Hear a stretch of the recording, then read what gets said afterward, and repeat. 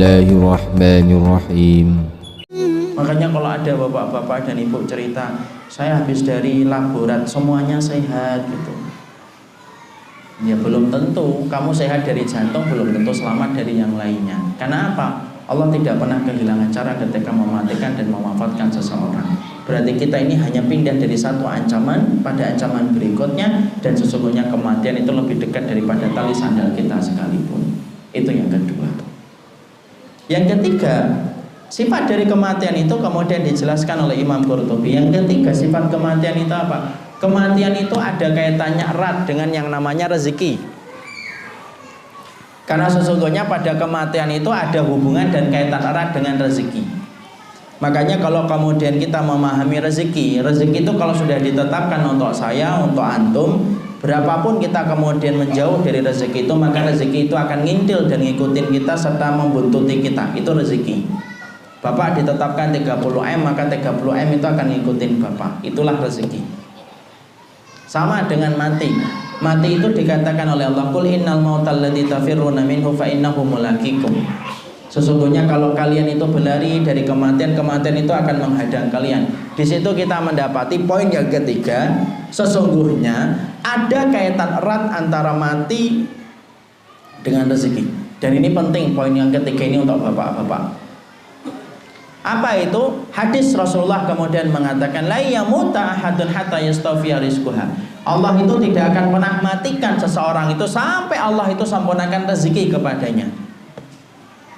Jadi orang-orang yang hari ini masih ragu ninggalin yang haram, ninggalin yang syubhat, kemudian dia masih mikir-mikir ketika ninggalkan yang dilarang oleh Allah dalam urusan harta. Ya Allah, yang membuat kita ragu itu apa Pak? Karena sesungguhnya ternyata pada pelajaran kematian yang ketiga, Nabi itu sudah mengatakan kepada kita bahwasanya tidak akan pernah dimatikan kita sampai kemudian Allah itu menyempurnakan rezekinya kepada kita.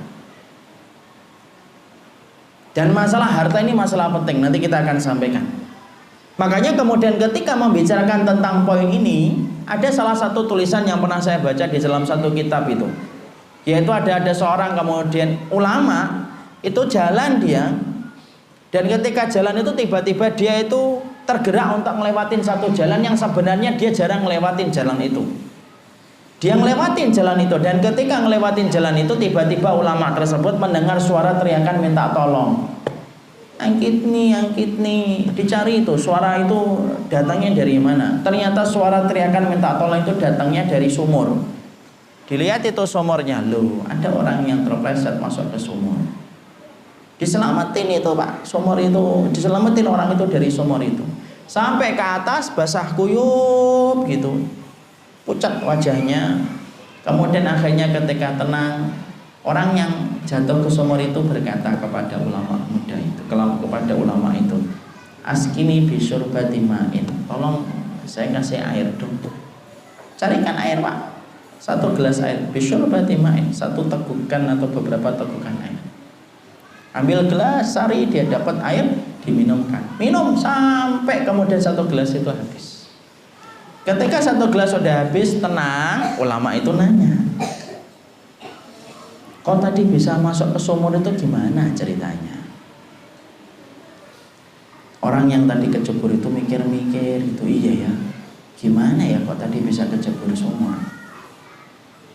Dia seakan-akan mengulang kembali memorinya bagaimana kecebur sumur. Berdiri dari tempatnya, kemudian mendekat ke bibir sumur. Qadarullah, kepleset lagi Pak. Lu masuk ke bibir sumur, masuk ke sumur lagi, dan ketika masuk ke sumur yang kedua langsung mati. Masya Allah. Ketika langsung mati, kemudian Masya Allah diselamatkan betul, kemudian diangkat sama penduduk kampung yang lainnya. Dan ketika habis nguburkan, Masya Allah, ulama itu nulis di kitabnya, saya lupa nama kitabnya ini.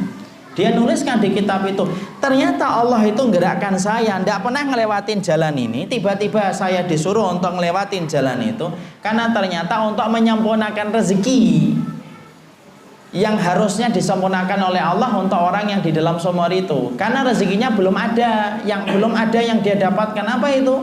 Segelas air. Loh, ini apa? Oh, segelas air belum dapat ini. Kirim ini orang selamatin. Minum. Nah, habis nih segelas air nih. Kemudian berdiri. Berdiri kemudian dekat ke bibir sumur, dibuat oleh Allah kepleset, masuk ke sumur sampai meninggal dunia. Loh Pak, ini jangan-jangan segelas yang terakhir ini.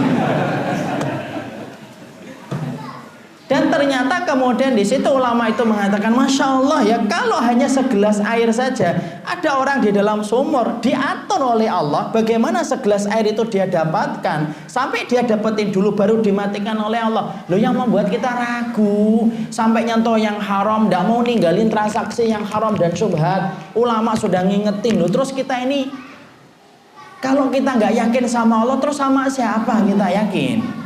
Dan kematian itu memberikan pelajaran kepada kita. Bapak kalau memang jatahnya 30M itu akan datang 30M, tidak akan mati Pak sampai 30M itu nanti dapat. Tapi kalau Bapak jatahnya 3 juta, ya 3 juta. Dan kita tidak akan pernah dimatikan oleh Allah sampai Allah itu memberikan rezeki itu. Saya masih ingat dulu ketika nyampaikan kajian ini di Bandung, itu pernah itu bubaran itu ada jamaah itu cerita sama saya, sama Ustadz kayak bapak saya itu. Lah gimana bapak antum itu? Bapak, iya bapak saya itu ICU beberapa hari. Qadarullah membaik, pindah ke kamar biasa dan akhirnya diizinkan pulang. Dalam perjalanan pulang Ustadz saya ngambil barang semuanya naik mobil. Belum sampai rumah itu sudah minta rawon. Minta rawon, nah, jangan rawon Pak baru keluar dari rumah sakit. Enggak, minta rawon. Janganlah Pak yang lain Pak. Ya Allah namun cuma minta rawon kok nggak dikasih kok.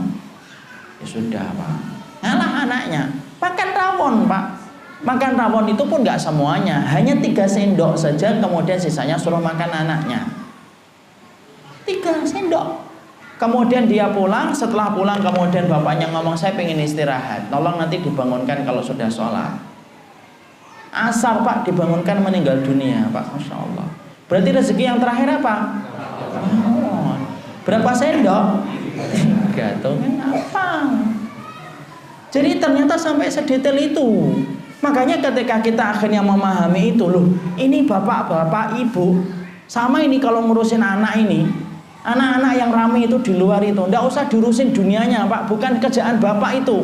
Nahnu narzuqukum wa iyyahum, kami yang ngasih rezeki dan kepada mereka. Banyak orang tua itu hari ini bingung kewajibannya, disuruh oleh Allah jaga anaknya dari urusan neraka, malah nggak dijaga. Tidak disuruh oleh Allah ngurusin dunia anaknya, malah diurusin dunia anaknya.